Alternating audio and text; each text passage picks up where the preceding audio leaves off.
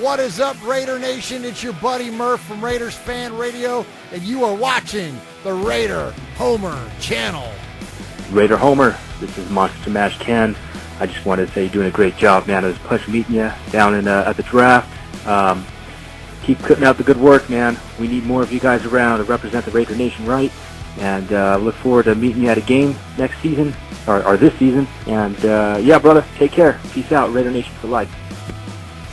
What's up, Raider Nation? This is your boy Mike Summers from the Raiders Fan Convention, and you're watching the Raider Homer channel. Go Raiders! Hey, what's up? This is Raider Ty Brown, and you're listening to Raider Homer podcast radio show.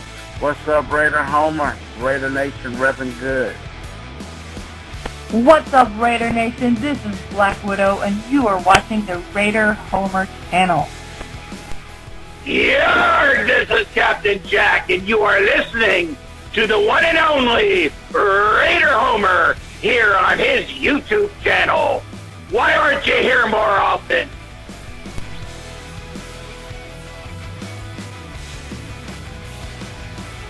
Hello, Raider Nation, and welcome back to the Raider Invasion Podcast. I'm your host, Raider Homer, and joining me are my co-hosts, J. Captain Rack Jackham and Raiders Voice. Now, Raiders Voice... Whoa. Bar, you better get the friggin' name right, shipmate.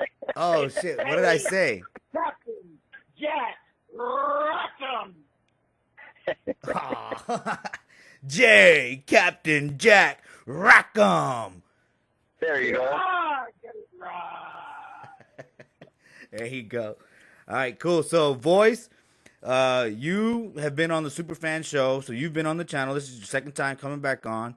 You've helped me you created the GIF that plays during the podcast. You helped me with the intro of the podcast. You know, so I'm really glad you decided to come on.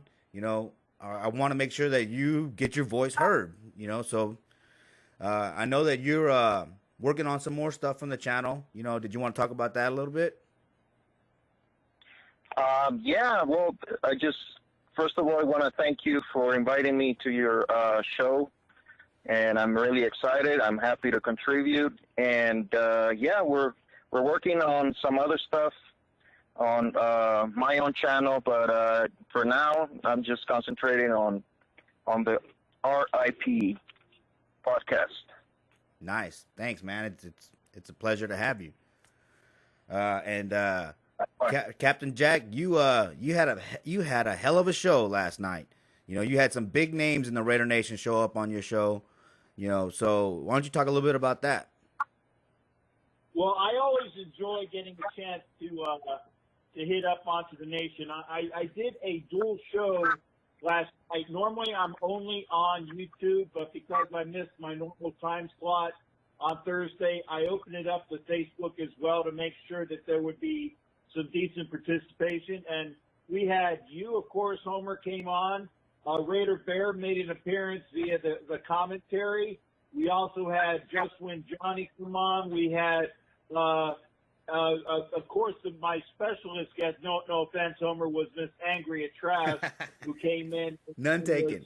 And was spitting all that knowledge. And like I said, Angria Trask has forgotten more stuff than most of us know on purpose. So, I mean, when she's come on, you know that you're going to get a good dissertation of great Raider facts. We also had a gentleman, I think it was Houston Steve, a historian of the Raider Nation, and I enjoyed listening from him.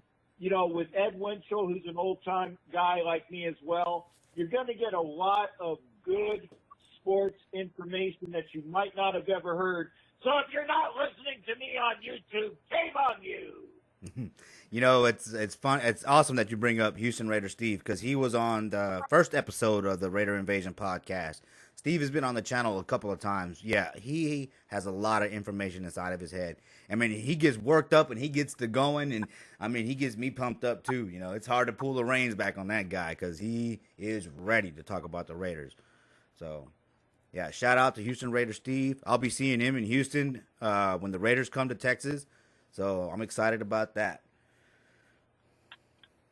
Okay, so Well, it's always a good time to get out with Raider Nation. Now, I'm not totally convinced that I mean, I'm looking at my schedule, and London is no better than 50-50 for me right now, and it's only because of all the different things that I got going on.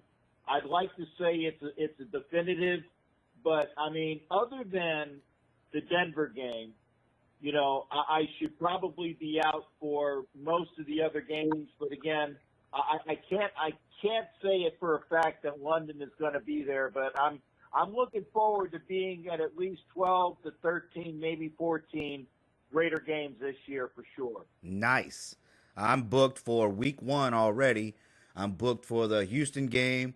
I went through the Silver and Black Empire, and I got booked for the Jet game.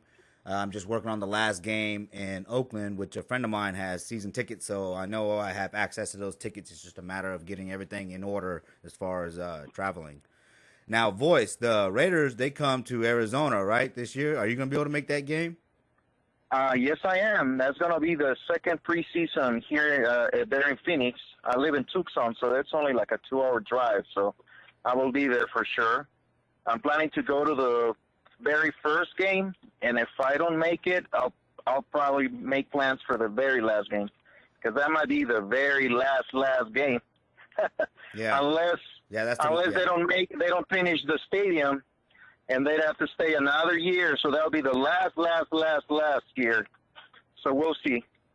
Well, apparently the stadium's at 42%, so we'll see. Don't get me wrong, I wouldn't mind another year in Oakland, you know, but I think that the stadium will be built in time. I know a friend of mine, Robert Cross, doesn't think so. He's been on the channel, but you know, he has a lot of experience with building huge buildings like that. But to me, I remember being on some of those big buildings, and they stacked us on top of each other trying to finish, you know. So I can see that stadium being completed. Hopefully.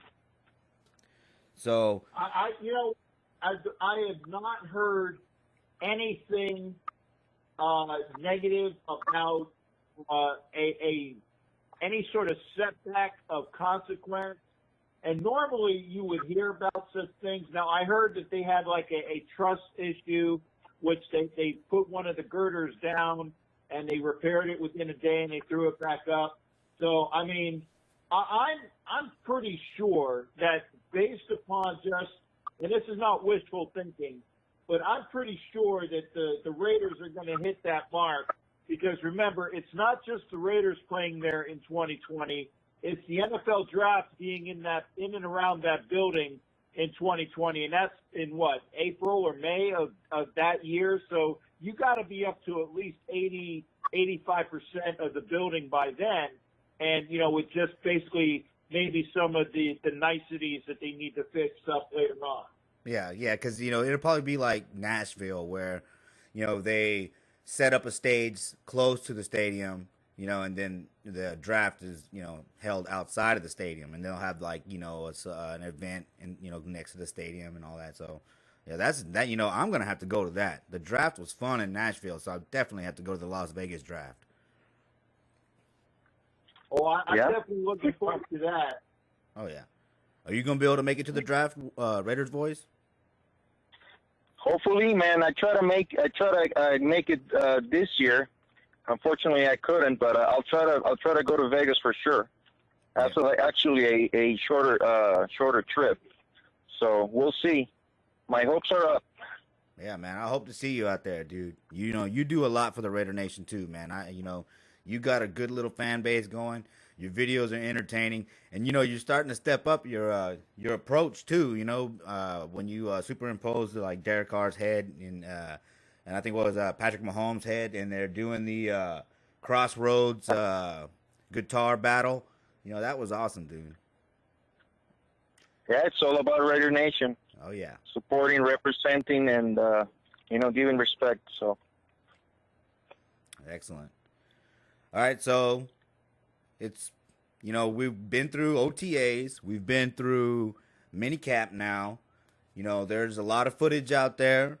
You know, a lot of information coming out of these press conferences. So I like to go to the Raiders press conferences to, you know, get some takeaways. I like to get my takeaways from the Raiders press conferences. That way, you know, we're all speculating and reporting on what's coming directly from the Raiders and not some of these mainstream media, you know, what are clickbait type things, you know. So Right. You mean the lying media, the fake news media, but only in sports? yeah, they do they try to destroy us, man, every year. But they're gonna be backtracking, dude. I'm telling you. I know. Last episode we talked about this and expectations, and we can get into that later.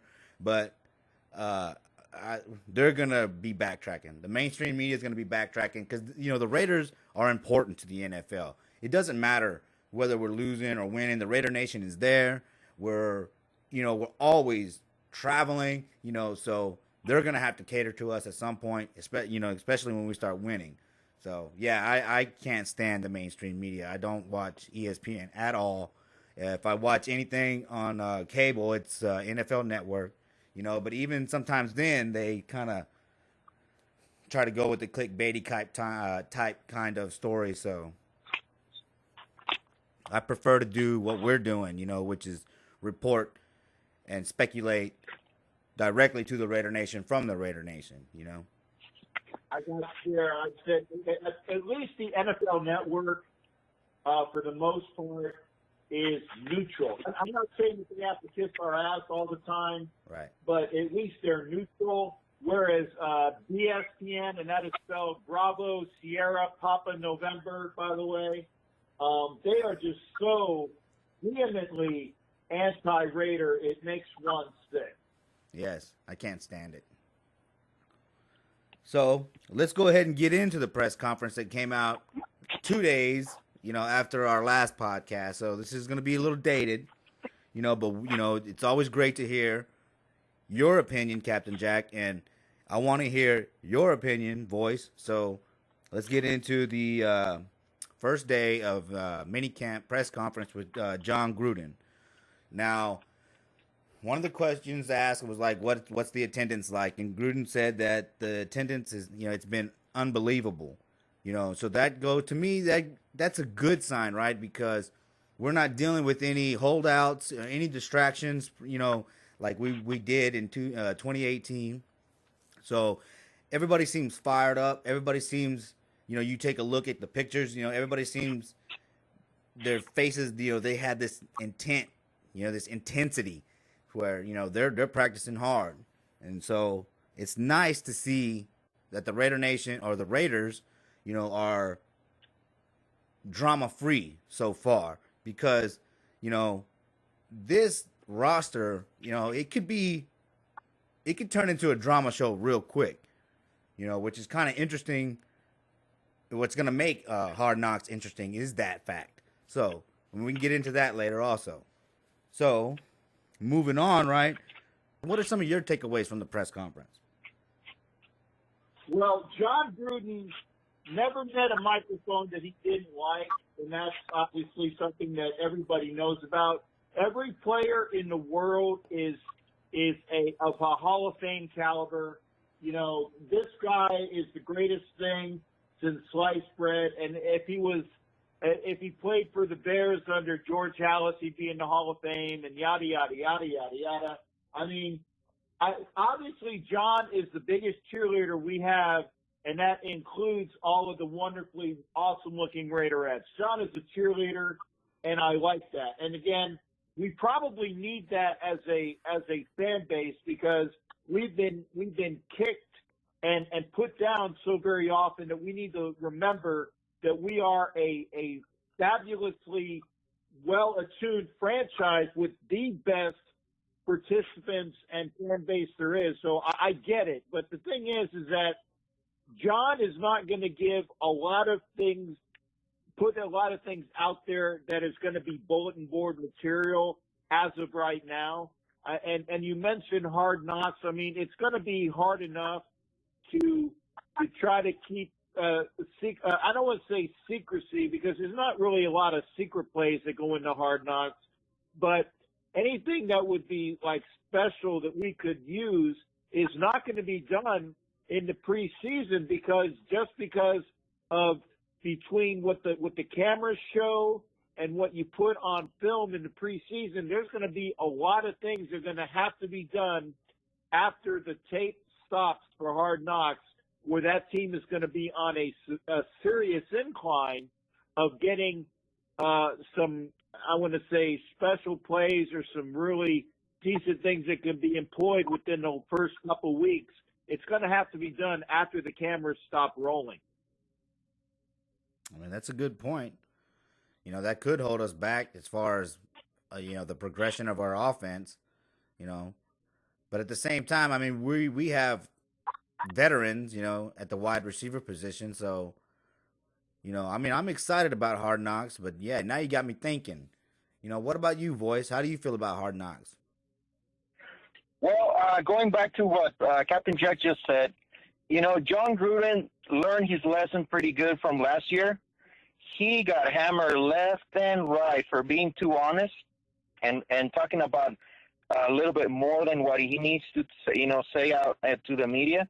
And now, you know, like Captain Jack said, you know, he's just saying that everybody's great, everybody's doing a good job, and, you know, no negative comments whatsoever because he knows what's coming to him if he does say, you know, otherwise.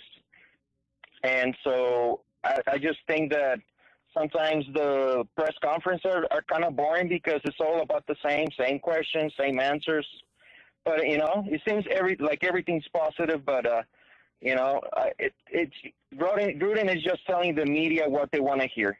Well, I mean, he's a fast learner, right? Because, yes, you're right. Last year he got hammered in the media for being too honest, and even in the Raider Nation. So he's a quick learner, right? So he got away from that. Because to me, that's, you know, Gruden had to get away. Last year he had to get away from that TV persona that he had developed, you know, at ESPN. Yeah. So he had to get away from that persona, and he's done that. He's back to coaching now, where he's just giving, yes, those cliche answers over and over. But, you know, the intelligent player or, you know, fan can you know, pick and weed out things here and there, you know. I mean, and so and so to me, that's a nice little segue to, you know, what I want to talk about next, right? Gruden being able to learn quickly, right? So we have that 6-game stretch where we're on the road. Now, the London game is supposed to be a home game technically, right? But that's in London, so that's 6 straight games on the road. You know, last year Gruden, he went, you know, just a couple of days before the game, and in the press conference, right, the first day of minicamp, he said that what he wants to do now is go a week ahead in advance. So that gives you get acclimated to the times, you know, and all that. And so I think that that's a step in the right direction because, you know, the Bears, they lost their defensive coordinator, you know, and are they going to be able to duplicate that season? You know, we went 12-4, and then boom, the next season we went, you know, 6-10. You know, so it's not a guarantee that the Bears are going to be that good. So to me, that's a winnable game, especially with Gruden being such a quick learner. So what do y'all think? I mean, what do y'all think?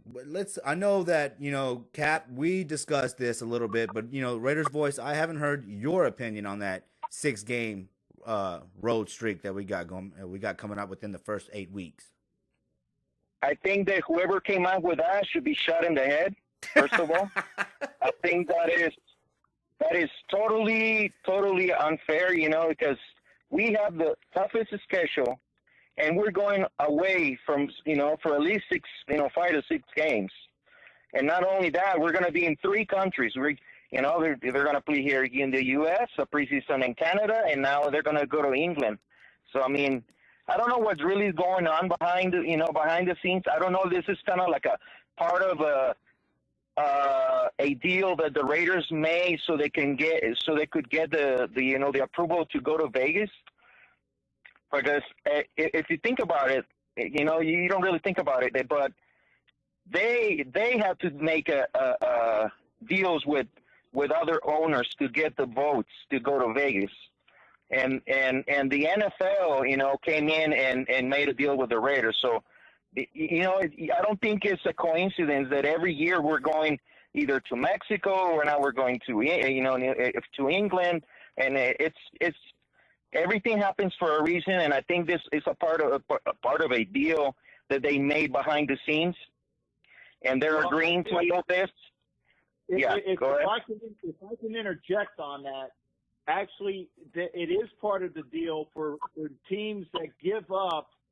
I actually should not say give up, but teams that are in the process of moving from one city to another or from a stadium to another, much like the Chargers are in the same boat as we are, you are, I'm going to say, contractually obligated to give up one of your home games during that process, which is why the Raiders have given up the one game that they were contractually obligated to give up, which was in Mexico City to the Patriots.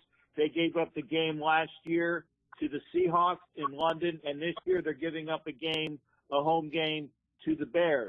Now, that is per NFL, I want to say specifications of a team in process of a move.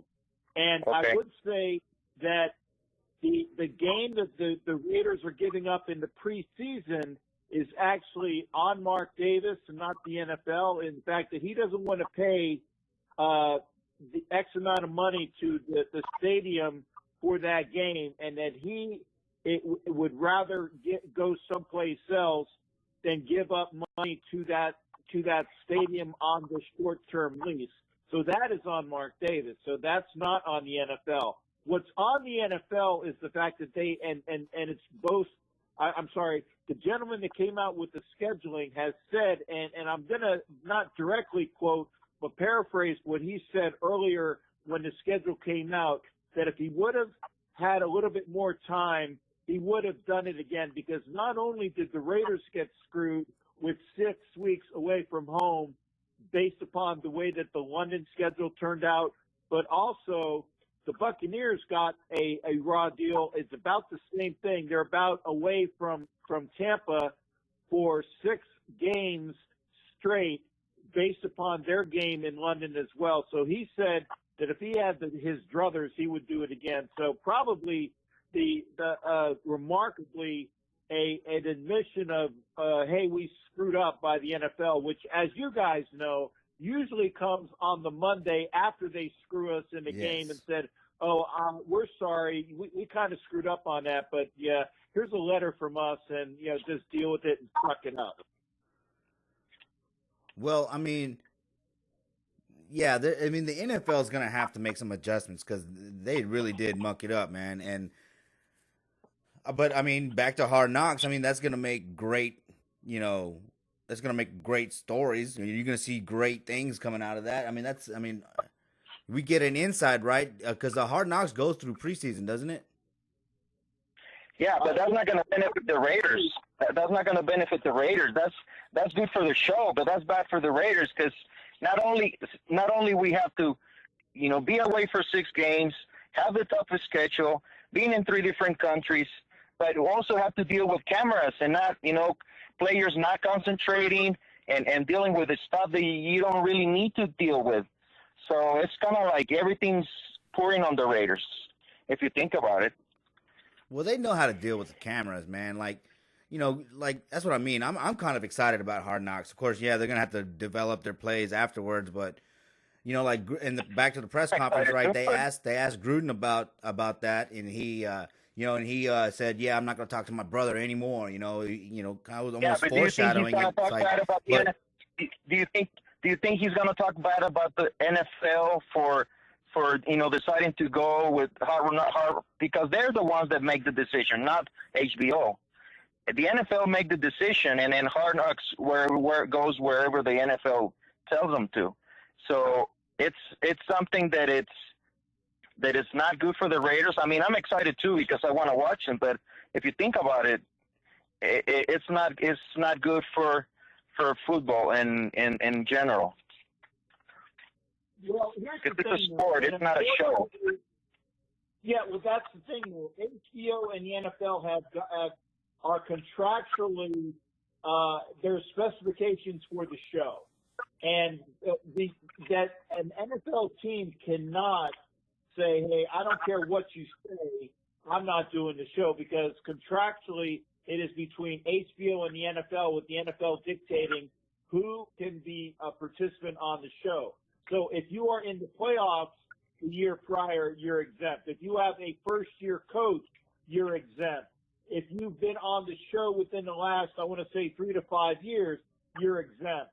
So if you put all of those factors together from the 32 teams that are in the NFL, you automatically knock out enough people that there's only about 8 teams that are eligible. So when the 8 teams that are eligible come at you, and you're looking at, well, okay, it's the Chargers and the Raiders and the Redskins and the Lions and, a couple other teams, who amongst that group is going to give you the best bang for your buck if you're HBO? Well, of course the Raiders are, because they have so much going for it. They have John Gruden as their head coach. They got the Mike Mayock as their general manager. They got Mark Davis, who's moving his club from Oakland to Las Vegas. They have Richie Incognito and the circus that he has, Antonio Brown and the circus that he has, Vontaze Burfict with the same information, and then you got 3 first-round draft picks, which will give you a bunch of, hey, I got to see that. So it was an easy admission for HBO exactly who was going to be on Hard Knocks, and they weren't going to wait a year, because if this Raider team is surprising this year and maybe they made the playoffs this year, then they wouldn't be eligible next year, and they wanted to make sure that they had the bird in the hand, and they made the Raiders their storyline for this year. It was easy. Well, see, I always try to look at it in a positive way, right? So, yes, you just listed all the factors on the team that could turn sour, and go south.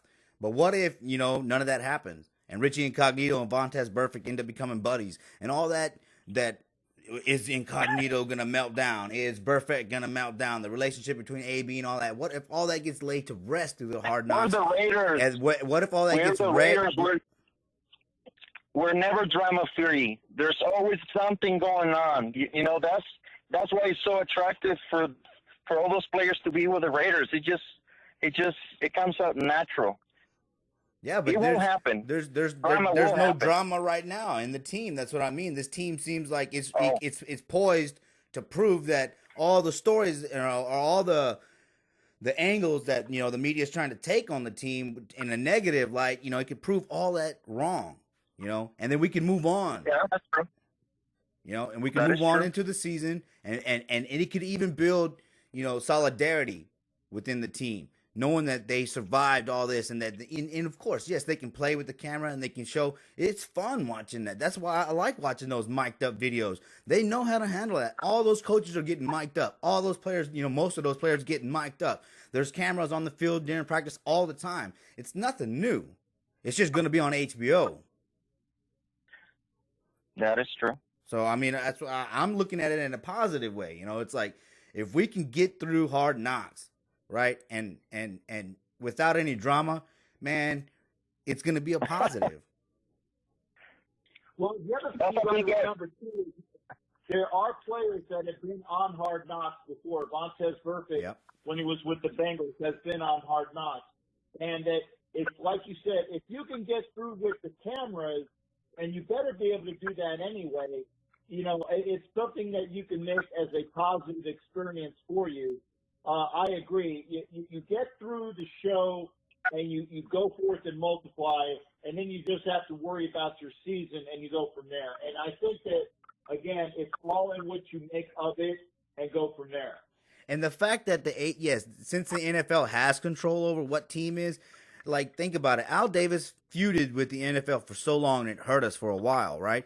And now Mark Davis is taking the necessary steps to repair that relationship with the NFL. So all of this, it seems like the NFL, to me, might want to pump up, the Raiders, because Mark Davis has brought the Raiders back into the limelight without winning, except for in 2016, and he has gone out of his way to keep the NFL happy. Now, I know a lot of people might say that's selling out, but at the same time, dude, it's a business, and he has to have a good business relationship with people. It's like Mike Silver, right? He said, in some of the, like, I think it was the Al Davis story that, he said that when you're always feuding with the league, it causes problems in the locker room. So maybe, this new era, this Mark Davis era, it's going to be positive and hopefully plentiful as far as wins in the Super Bowl, I agree. Like I said, if it's handled correctly, it can turn into a positive. We'll just have to see. Yeah. Anything else you got on that, voice? All I can say is that, we can hope for the best, but, I don't think everything's going to be perfect. I agree with what you said about Mark Davis trying to, create a new legacy, compared to his father. But, we're the Raiders. It's in our soul. Dysfunction, it's in our soul. Being the biggest penalty team every year is in our soul.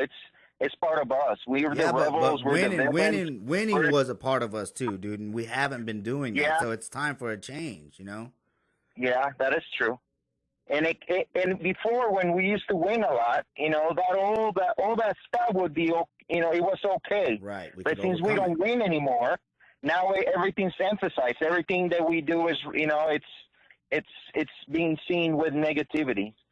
But like I said, as a Raider fan, I wish the best for the team, and I want everything to work out. But not necessarily it happens, especially with us and how our history is. So we'll just have to wait and see. Okay, so Cap, we're going to get an insight into the Raiders and the locker room and the chemistry between the players early. And, there are a lot of expectations out there, and you wanted to comment on some of these expectations, right? Yeah, for a point, and I want to make sure that I'm going to quantify this with everybody that's listening to this podcast. If anybody says that I am anti-Raider or I am a negative Nelly, I want you to listen to me, and I'm going to say it, kiss my big, fat pirate ass, okay? I am an analyst, and I look at things analytically. And you look at the schedule as one of the things that we have. You look at year 2 in a Gruden regime where you get the team to gel, and it's a stepping stone for usually year 3. Now, I will say this. In year 2 of the Gruden regime, Rich Gannon was an MVP in the league. So that bodes well for Derek Carr and his receivers, providing he can stay upright from an offensive line that needs to show itself, and that means Colton Miller has to show itself. But you put all of these other factors together, we've already stated that the Raiders are going to have 35 to 37,000 air miles for all of these games that they're playing, whether it's to the part of the fault of the NFL or Mark Davis or whoever. They have the most miles in the NFL. So they're going to have to deal with that. For 6 weeks away from Oakland, they're going to have to deal with that. Having Hard Knocks shadow them in the preseason, they're going to have to deal with that. If they can get through with all of that, that's a positive thing. But you also remember that they are in the AFC West, that there were 2 playoff teams in the AFC West, which didn't necessarily get any worse. Now, Kansas City is probably going to come back down a shake based upon some of the locker room problems that it has with Tyreek Hill and the other people there. And Phillip Rivers is a year older in Los Angeles. And notice I didn't say San Diego. I caught myself. The point is that you have 2 playoff teams in your division. You have all of those other factors of X that you have to deal with. And people are poo-pooing, saying, well, that's okay. John Gruden's going to go 16-0, and we're going to win the Super Bowl and yada, yada, yada. Well, yeah, they sound like a homer. Yeah, exactly. You sound like a homer. I want to make sure that people remember a 100% improvement for this team. 100% improvement is 8-8. And I'd take that dealing with all of the crap that we have to deal with. Anything better is rosy and pop the champagne cork on New Year's Eve, because that's a great year of 2020 coming to be. If it's 9-7, that's just better. I want to make sure that people understand that this team can be a lot better than what the record indicates. When you go back to 2016, and we were a 12-4 team, but it was a smoke and mirrors 12-4. Just as many, almost as many of those 12 wins could have been losses. It was a bunch of comebacks that Derek Carr had, and some really ballsy moves that Jack Del Rio had, and a lot of the things worked out in our favor. Just as easily could have been like maybe a 7-9, 6-10 year. So make sure that you remember that the record is what the record is, but it's not necessarily how adequately prepared and how good the team really is. So I'm saying, keep your champagne for 2020, okay? Anything better than 7-9 to 9-7 is a really good year for this team. And it's not because I'm negative, it's because I look at things analytically, and don't call me a piss poor fan. That's all I'm saying. I've never said such a thing about you. But well, Homer, it's not you, brother. It's not you. I just want everybody to say, well, Captain Jack is a negative Nancy. Right, yeah, no. Yeah, I know, man. Sometimes, Raider fans out there, man, they take it a little too far. I try to be realistic, but at the same time, whatever. I'm going to defend the Raiders, But, okay, so Voice, so, like, with that being said, what Cap just said, what are your expectations? Well, before, I'm not an analytic guy. I'm not I don't do this for a living. I'm just a fan, and I'm just kind of contributing in your show. But when I saw that we signed, those key signs made me feel like we can get 10 wins. If everything goes accordingly, if everything goes well and nobody gets injured, we can get 10 wins. I don't think 10 wins might be enough to get to the playoffs.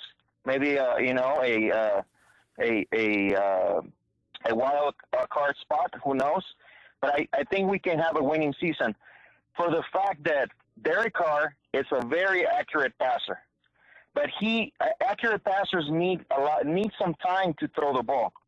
And if we don't have a legitimate left tackle that can, give him an extra second or two to throw the ball, then we're going to be in trouble. But knowing that we have the Trent Brown and how I see he did in the playoffs and how he held Bosa and all those defensive ends and gave all that time to Tom Brady makes me feel like Derek Carr can throw the ball and get it done. And we have wide receivers like we haven't had in a while.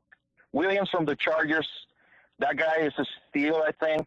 And Antonio Brown, he will not drop the ball like Amari Cooper did.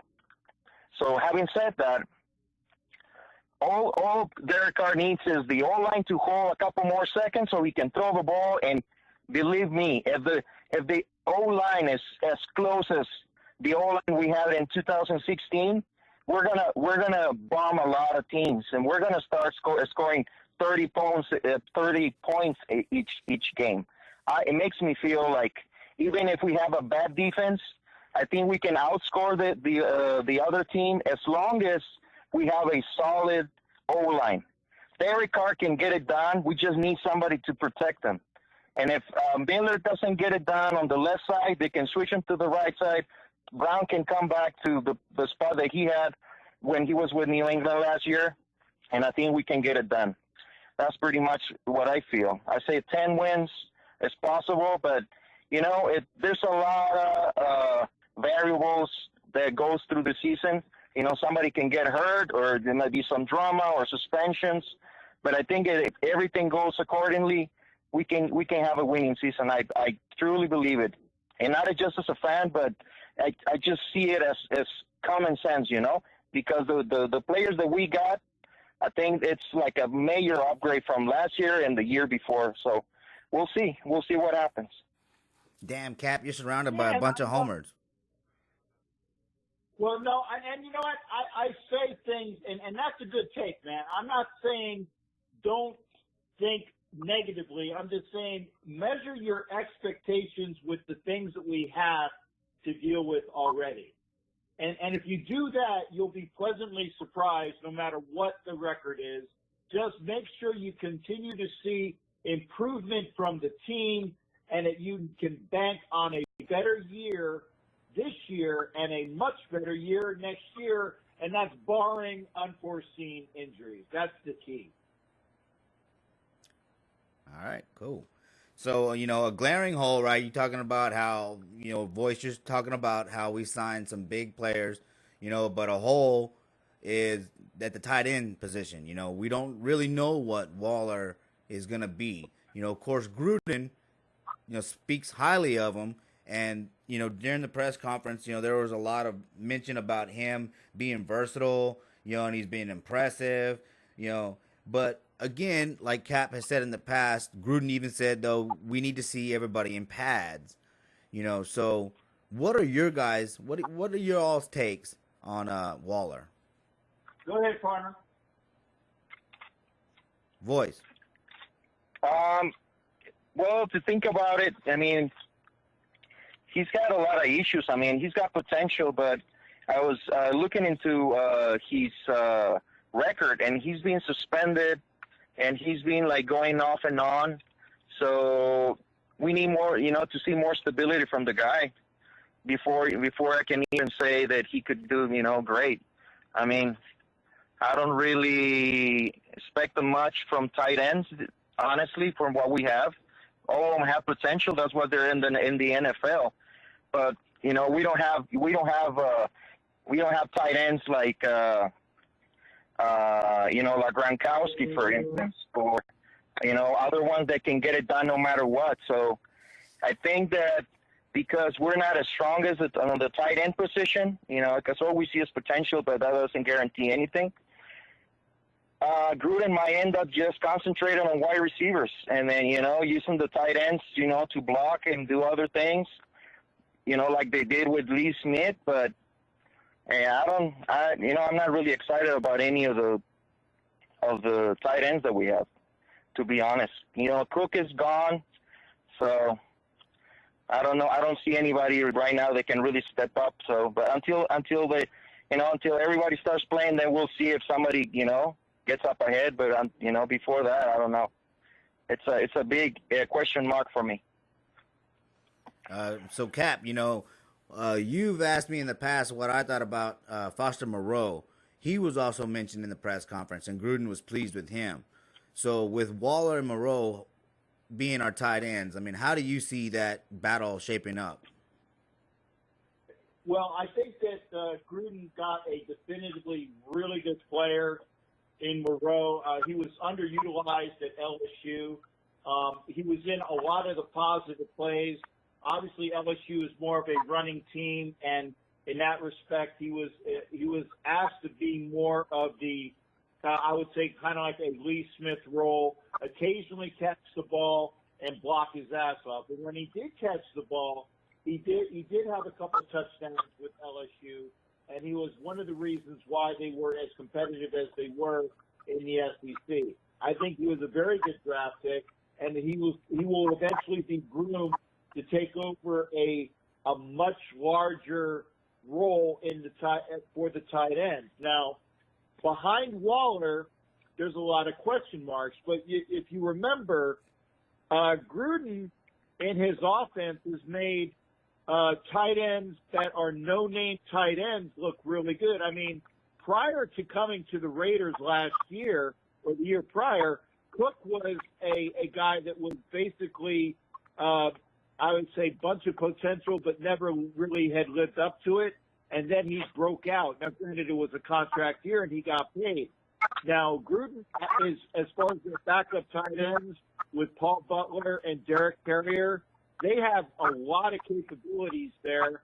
And obviously, you throw Moreau in the mix and Waller. Waller has the potential to be better physically and capably as far as with more catches than Cook ever could be. He just needs to stay on the straight and narrow. And if he can keep himself out of trouble, if he can keep himself off the suspended list, and he knows that this is pretty much his last opportunity to do that, he's either going to sink or swim. and I think that he'll have a fantastic year. Whether he ultimately will be the tight end that we need remains to be seen, but as long as the tight ends do their part, which is not drop too many balls, catch the balls that they need to catch, and block their asses off, we'll be very happy with what we have on the roster between Waller, Moreau, Carrier, and Butler, and maybe somebody to be named at a later time. But I think we'll be okay. Remember that the majority of Gruden's offense relies on a hard rushing attack like he had before with Garner and Wheatley and Ritchie and Crockett. So we got those type of running backs there, and I know we're going to talk about the running backs again. And our wide receiver capabilities have gone up exponentially between Terrell Williams and Antonio Brown. And don't sleep on the kids that we had last year as well, possibly making a contribution with Saeed Blacknell and the other kid, number 80, whose name escapes me at this point. They're going to be contributors. And then whoever out of the there's going to be some competition between Hunter Renfrow, who's definitely going to be our slot guy. Whoever wins the competition between Ryan Grant and J.J. Nelson to be that extra special gadget player, we'll be fine. So as long as everybody else does their job, don't really sweat the tight end, they'll be just fine. Well, see, part of the reason that I'm so optimistic about this season is that we do have a lot of guys coming back for their second year in Gruden's system. Now, I think Waller only played 6 games with us last year, but when he got there, he was quickly inserted into the lineup. And he had a few plays that showed his capabilities. So I'm thinking that when he comes back in, especially since the reporters are noticing him, it's not just Gruden; it's the reporters that are saying he seems to be versatile and he's making strides. I'm thinking that he's going to come into his second year and he is going to be able to excel. And Voice, you were talking earlier about the soul of the Raiders, right? So Gruden's back, right? And they talked about building team, with the team with players that are high character, right? And so they drafted some high character guys, but the Raiders have always been about reclamation projects. And so they've brought in projects like a Waller, an Incognito, Burfict has his troubles, AB, so that's that's a hint at the Raider way. So I'm kind of excited about Waller. My eyes on him. When I saw him run that jet sweep and he turned the corner last year, I was like, you know what? I think Gruden has developed as far as evaluating talent. So I'm pretty excited to see what happens. Just a quick note on Foster Moreau. The guy is not even a tight end. He was a wide receiver. He's switching into a tight end. So he's not a natural tight end. So he will have to, learn, and they will have to be patient with him, and so he can learn, how to get it done as a tight end. So, like I said, it's work in progress, but let's just be optimistic and see what happens. Where are you getting that? Because I've seen him in the playbook as a LSU tight end. I think Gruden was talking about Waller being a converted tight end. That's why Waller he's a converted tight end. Waller was a wide receiver. Right, Waller was a wide receiver in the draft, and the Ravens actually moved him over from wide receiver to tight end because he's a big, strong kid, and he's actually athletically much more of a wide receiver. Moreau is definitely a tight end by Jump Street. Waller is the guy that's a conversion project. Okay, there you go. My mistake. No problem. It's no big deal. Waller than the guy. Okay, there you go. My biggest deal is, right, one thing I would be hesitant and worried about is that, during the JDR era, right, when we had Lee Smith and Cook, right, when Lee Smith came in, you knew it was most likely going to be a run. Even the fans knew that. So I'm hoping we stay away from that because we need Waller to develop his blocking skills because the kid's got speed. If he can, he's gonna stretch those linebackers out. So if he can block, and to me that's the key. If he can block well, he's gonna excel. I think you're spot on, shipmate.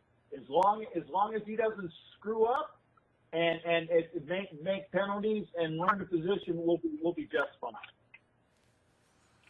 Okay, so we've been talking also. We also talked about all the traveling that the Raiders are going to do, right? And it's not gonna stop, anytime soon because we're getting ready to move cities, And a question that was proposed to Gruden in the press conference was, how was the staff, the coaching staff, and the front office? How are they going to handle moving cities? And Voice, you wanted to touch on this? Yeah, well, just a quick comment. I know where the question is coming from. I know they're trying to put Gruden on the spot, but because they were asking him that it's hard for regimes to transfer to another city when they're the team is moving, and then normally the coaches and personnel don't last and they end up getting fired. But this is, we're talking about a different deal here. Gruden got signed for 10 years. It's Gruden's world right now. Whatever Gruden says goes. So unless we go 0-16 for 3 straight years, Gruden is going to stay here for a long time. So, I know that the reporters got to ask those questions, but there's no fundamental there. Nothing's going to happen. Even if we have a losing season next year, nothing's going to happen. The course is going to keep going. Mark Davis has got a lot of faith on Gruden, so we're good there. He's not going to be in a hot seat for a long, long time. Yeah, well, I don't think they were talking about. I agree. Yeah, Gruden's not going anywhere. He's not going to go anywhere. But I don't know why they would consider that, because Gruden, they went after guys that are experienced, in the scouting department that, these are guys that are going to be able to handle some, a move. Again, to me, that's just something that the media wants to throw out there just to trip them up, to me, that's not even really important. Like, I thought, I laughed at that question. Like, what the hell is that? Of course, they're professionals. They're going to be able to handle it. Yep, they just got to ask the question. That's what they do. Ask silly questions. You got anything you want to say about that, Cap? No, like I said, it was an exercise in how little can you give to a press conference without actually giving out any information and wasting about 10 minutes of time and fulfilling your contractual obligation for a X, Y, and Z press conference. Gruden is learning how to do that a lot better than he did last year, and thank God for that he is learning. And I'll take all that as a positive run from John in the future for sure. All right, cool. I agree. So another topic was Rodney Hudson. Rodney Hudson has only given up, per PFF, 2 sacks in 4 years. The guy, to me, is the best center we've had since Otto. Now, I know Dalby came and won Super Bowls and things like that, but Hudson's real cerebral. He's not giving up sacks. Gruden was praising him when he got his master's, I think it was, in business. He's been a leader this whole time. The chemistry with him and Carr is right where it needs to be. So, Cap, what do you think about the Rodney Hudson contract? Do you expect him to be the highest paid center, or is he going to do the Raider discount? What do you think? How do you see that happening? Well, actually, it's probably going to be up to Rodney. Rodney is very well thought of within the organization, and it's somebody that the Raiders definitely do not want to lose. It'll be a matter of how much does Rodney want, and compared to how much the Raiders are willing to give. I'm sure the Raiders are willing to give him a contract commensurate with his ability, with the fact that he has these Pro Bowls as a Raider, and that he's earned X contract. The issue is that Rodney is 29, I think, going on 30. So he's hitting about his athletic peak. But and in today's day and game, when you hit 30, that's a magical milestone, and it unfortunately means that your body is at a point where you're starting to break down and can't absorb all that you have in the past. If he has a contract that is good for the Raiders, money-wise, and is good for him, and I don't think would be long-term, maybe get like a 3-year contract to pay him till he's about 33 years old, that is front-loaded for so that the Raiders can get out of it in maybe a year or two if God forbid, his ability doesn't check with the contract.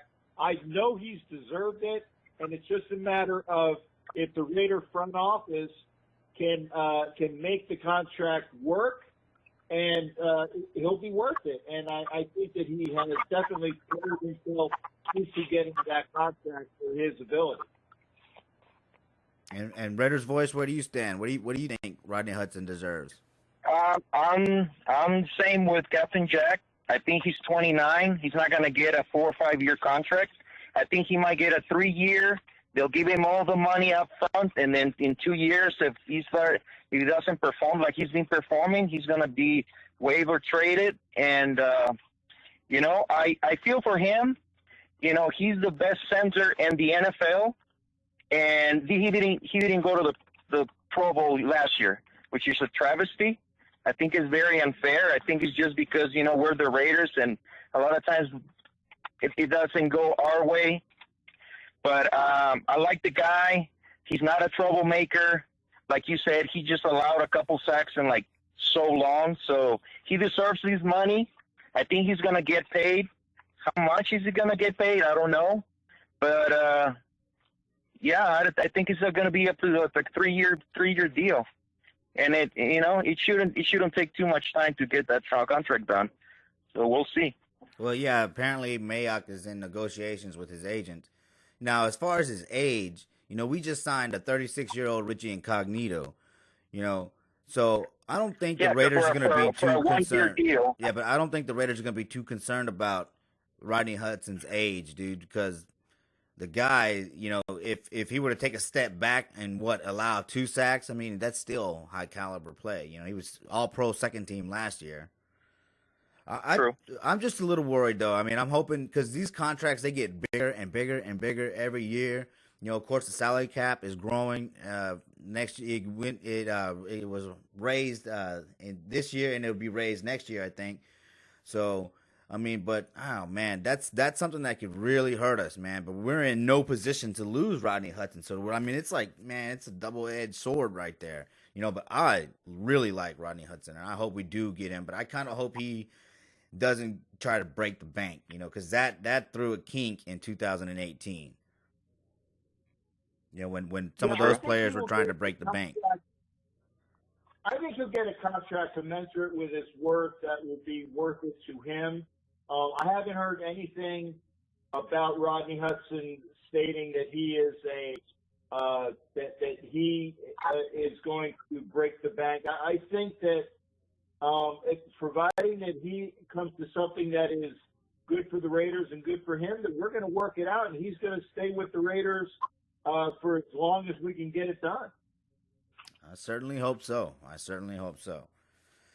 And so, of course, the offensive line is super important, right? Everybody knows that. So they're going to be blocking for these running backs, and we had a video come out where Kirby Wilson, the running back coach, was mic'd up, and he was full of passion. He was all over the place, and he has experience with Gruden. He was on the Bucs with Gruden. He won the Super Bowl with Gruden. He taught, Michael Pittman, I think, had 700 yards back to back under his tutelage, and but the main thing is, he has experience with Gruden's 2-back system. So, I mean, how do y'all think the running backs battle and is going to develop, and how, who do you see starting? Who do you want to take that first? Go ahead, Cap. Okay, well, I think that obviously, again, and I mentioned it earlier with Gruden 1.0 in his earlier tenure with the Raiders. You know, you had Thunder and Lightning with Wheatley and Garner, and I think that you're going to have that with Jacobs being applied more and more in on that with because he can play both roles. I think that you're going to have a big blocker in Chris Warren, providing he makes the team. And you can have that capabilities there. You're going to have a fullback that is going to be very important in this offense. And if Alec Ingold can learn how to pass block on a quicker schedule, I think that might make Keith Smith expendable. But if he doesn't get all of his right passing schemes done, that we're going to hang on to Keith Smith until that time. It's going to be a dynamic running offense, obviously with all of those players, and then of course you have Richard, who's going to be that pass catcher out of the backfield that Garner did as well. So you're going to have a multitude of players playing a bunch of dynamic roles in the running game with the ability to play off each other, and the Raiders' running game is going to be very important with how many wins we get this year, obviously with the guys up front blocking for them, but providing that the backs do their job and that the offensive line does theirs, this is going to be a Raiders rushing attack that's going to be quite more dynamic than it was last year, even with Marshawn Lynch back there and Doug Martin. So you figure you got Doug Martin and Jacobs that's going to be coming along with Warren and Richard and Alec Ingold. Those are your five guys right there. And, plus or minus Keith Smith. And you're going to have a running game that's going to be – Gruden will want to probably run first, pass second, or have the run set up pass. And then when people are tired of stopping the run, that's going to mean that Williams and Antonio Brown are just going to eat their lunch. And, of course, you throw in Waller. There's so many things that this offense can do. And in the press conferences, he even stated that he's excited about all of the groups, whether you're running a two-back set, no-back set, a one-back set, whether you're running an 11 personnel, a 12 personnel, 13, whatever the setting is, it's going to be so dynamic this year that it's going to cause havoc with with our defenses that we're going to be going up against. So as long as we don't screw up, we're going to be a better than average offense, and that's why I'm saying this is the year where we gel and fine tune. And the way the Raiders are playing at the end of the year will dictate how well we can be even the following year, or if we get well enough this year, that maybe what we can do if we can get into the playoffs this year. It all depends upon how well they get together, how quickly they learn from each other, and can put it all from the paper into the playbook and into the film. That's just the way it is. Okay, and Voice, I mean, where do you stand with the running backs? Well, I have a lot of high hopes for Josh Jacobs. I think he's got a lot of potential. I think he's going to do really good in his career. And as far as how we're going to do this year, well, the running backs are going to go as much as the O-line lets them go. And, like I said, if the O-line is legit, we'll have a high passing offense, and I don't think we'll have a 1,000-yard running back. But I think Gruden will spread the offense with the running backs, and all of them will have a few hundred yards each. So I'm not really happy about bringing back Doug Martin. I would rather have Marshawn Lynch back. I know there's a lot of people that don't want him back because he's sold, and because of all that stuff not related with football. But I think I would rather just have him instead of Doug Martin, just because of the city and what he means for Oakland. Knowing that it's the last year in Oakland. So hopefully, I don't wish for anybody to get hurt, but if anybody gets hurt, it makes me feel like Marshawn will be back next year, one way or the other. So we'll see. We'll see what happens. Cap, what are your thoughts on Marshawn Lynch coming back? Yeah, and that's exactly what I was going to talk about. If the Raiders had any inkling of bringing Marshawn Lynch back this year, they would have reached out to him when Crowell went on the injured list with his injury. They had the opportunity to sign either Marshawn Lynch or Doug Martin, and they went with Doug Martin. And if you look at the Raiders running attack last year, and this is not anything to say about what Marshawn Lynch did off the field, what he is to Oakland. I'm just talking about performance. The Raiders offense last year performed much better with Doug Martin on their roster than they did with Marshawn Lynch on their roster. And that's the main reason why they went with Doug Martin. Yeah, Doug Martin had a pretty productive year, even though he fumbled away the Chief game in Oakland.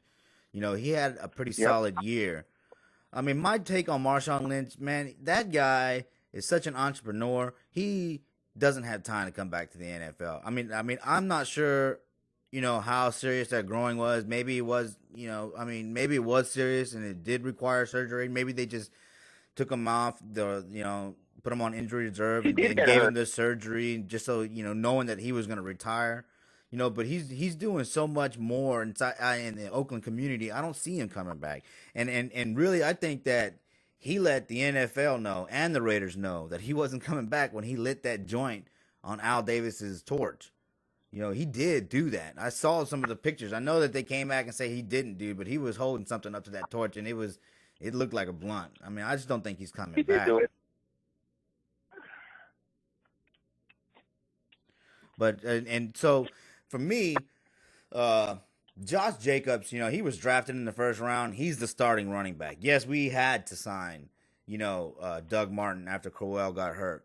You know, maybe if Crowell would have stayed healthy, he'd have been the starting running back because he has experience. But once he went down, to me, that just opened the door wide open for Josh Jacobs, and I think he's gonna be. You know, because if you look, the reports on him is that he can run in between the tackles and he can run outside. He can catch out of the backfield. I mean, he's exactly what we needed, you know, Rashard to be. And Rashard, you know, Gruden was able to use him in a productive way. And so I think that Josh Jacobs is a better version of Rashard. You know, Rashard came on, you know, he got a tryout. You know what I mean? And yes, you know, he is that, you know, the lightning that we need. You know, that Charlie Gardner, Kaufman type running back, and you know it all depends on whether Chris Warren can stay healthy, because he has had an injury riddled career. You know, it goes all the way back to Austin, but yeah, he can be the Thunder. You know, to me, the running game is going to hinge on Chris Warren's performance. You know, so I'm excited to see Chris Warren. You know, to me, that's what's really gonna, because we need that Zach Crockett type running back that can go in there and thump. You know, on a 3rd and 1. When it's, the when there's 8 in the box, you know, we need that running back that can get that 1 yard, you know, and of course it all hinges on the offensive line. But, you interviewed Lincoln Kennedy the other day, and Captain, you did. And he said that he has seen enough from Colton Miller to where he feels confident in Colton Miller. So I think with the Richie Incognito signing, you know, that is really going to help Colton Miller and Rodney Hudson, of course. You know, and then, of course, Gabe's on the right. Gabe's always been solid since he was drafted. And Trent Brown, you know, he's going to be there on the right. And he's on the right because Gruden wants him, that Lincoln-type, you know, right tackle there. And, of course, Derek Carr's, I've said this, Derek Carr's quick release is going to help them all. You know, and the play action, you know, will come into play also if our running backs can, you know, play well.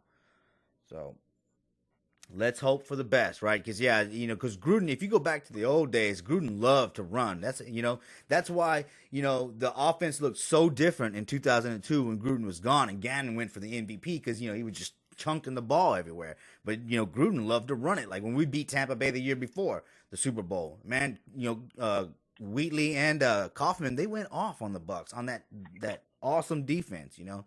So, yeah, Gruden's a run-first kind of. Yeah. 45-0, beating the Buccaneers the year prior to us losing to them in the Super Bowl. Why? Because we ate their lunch in the running game. Yeah.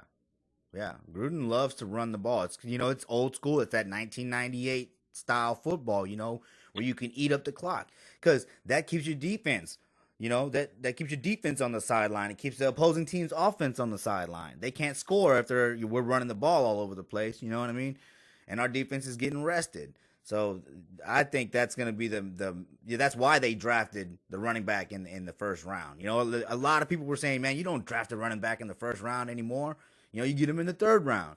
But Gruden's a run first, coach, play caller. So we'll see. But it's exciting, yeah. I mean, if the run game is, just slightly above average, that's going to help these wide receivers and Waller play well, especially off the play action. So let's go ahead and move on right now that I just mentioned the wide receivers. Again, we're still looking at some of these videos that have been coming out, and AB had a mic'd up video, right? And he looks crisp, sharp. His routes, his footwork. I mean, he's looking good, and the chemistry between him and Carr, man, is getting better and better. And you see him, I love you, Brody, and all this and that, and what is it, chicken something, the hashtag chicken plan or whatever. I mean, they're starting to gel. I mean, and that's going to be dangerous, especially with the good run game. So, and one of the things that I want to talk about, because we can talk about AB, but one of the things that came out of that video that I thought was important was when AB was talking to the other wide receivers, and AB was like, "Oh, did you see that pass? Did you see that pass? Yeah, he scrambled. Carr got beat up last year, right? And you could say he could be shell shocked this year, but I don't think that's the case, because even though he got sacked 51 times, he went 8 games without an interception. He was shell shocked after he broke his leg. That, coming back, that he was shell shocked then, in 2017. I think last year proved to him that, his body can take it again. His body's going to be back, So Raiders Voice, what are your thoughts on Derek Carr this year? It's a proving year. There's no more excuses. He's got the O-line repped up. He's got better wide receivers.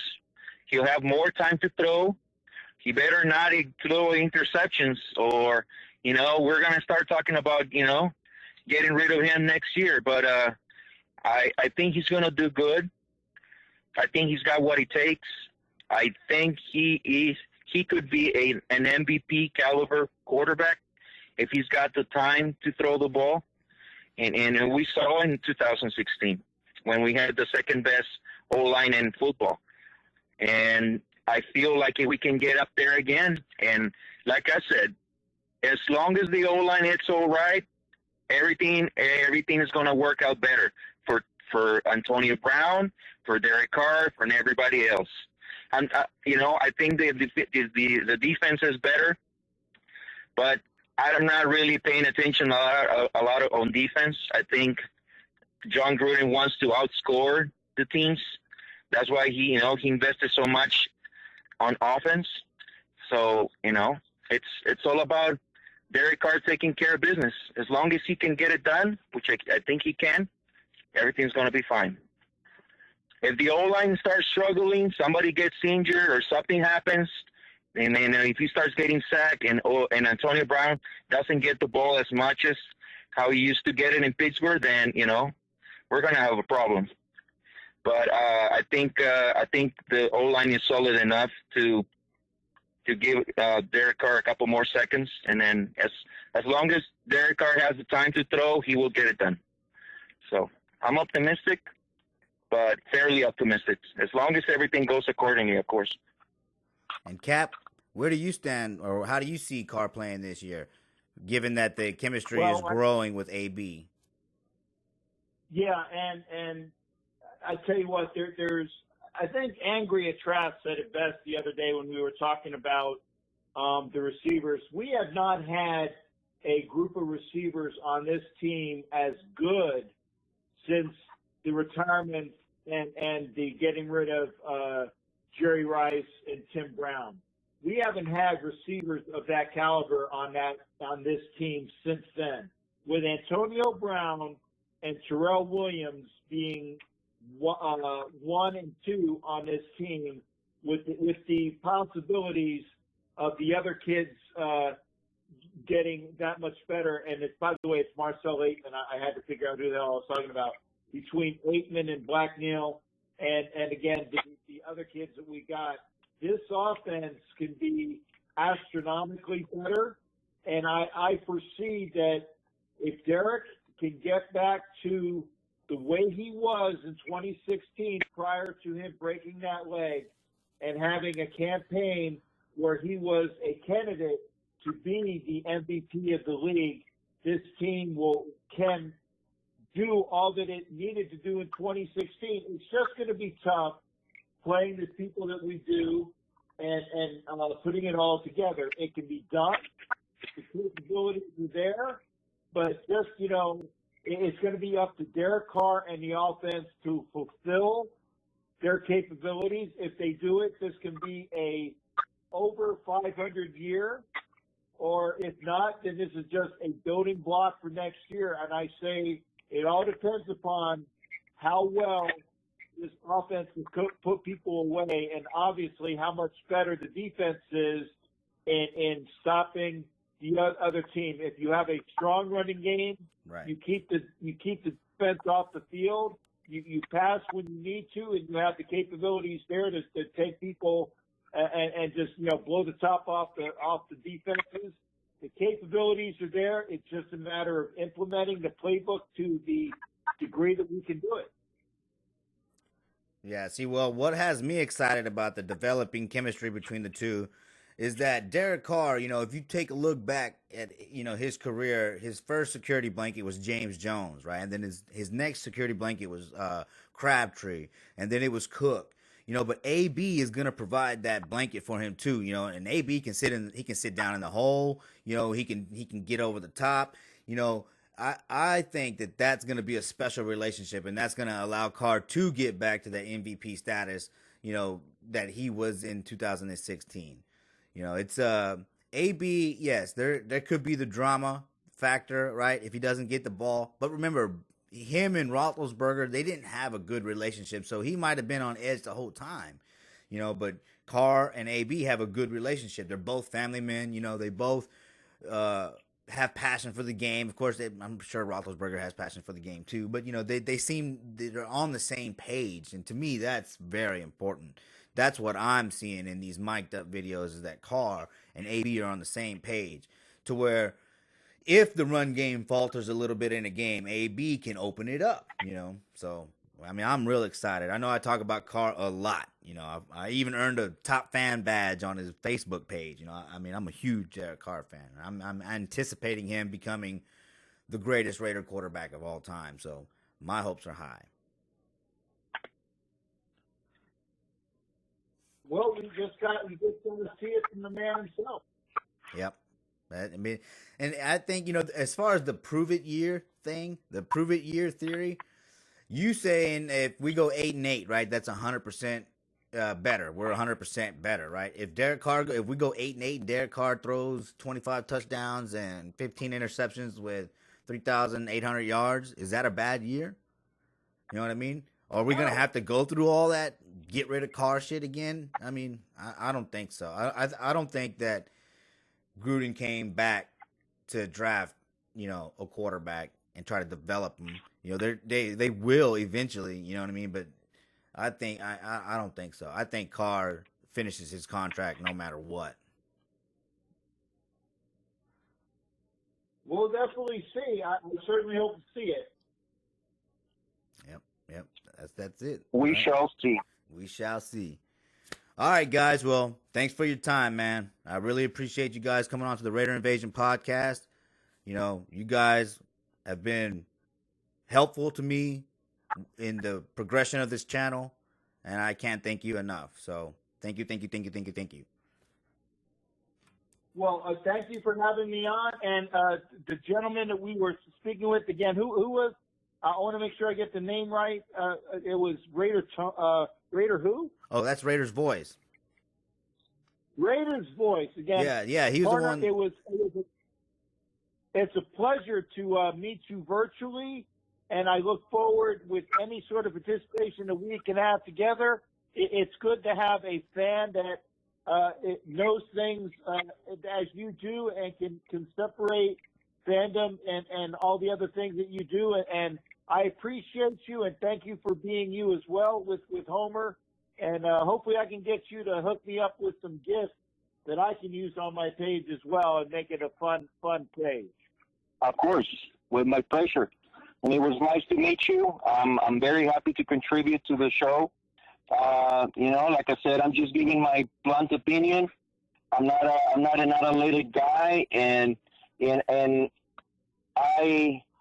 feel I can separate fandom with what's really going on. And you as a fan, you always hope for the best, but you also got to see reality, and there's a lot of intangibles and there's a lot of variables. So we just hope for the best, but fairly hope for the best. So. You got it. Thank you all, and good night. Good night, everybody. It was nice to meet you, Captain Jack. Nice meeting you as well, Shipmate. Looking forward to more projects with you. Of course, we shall.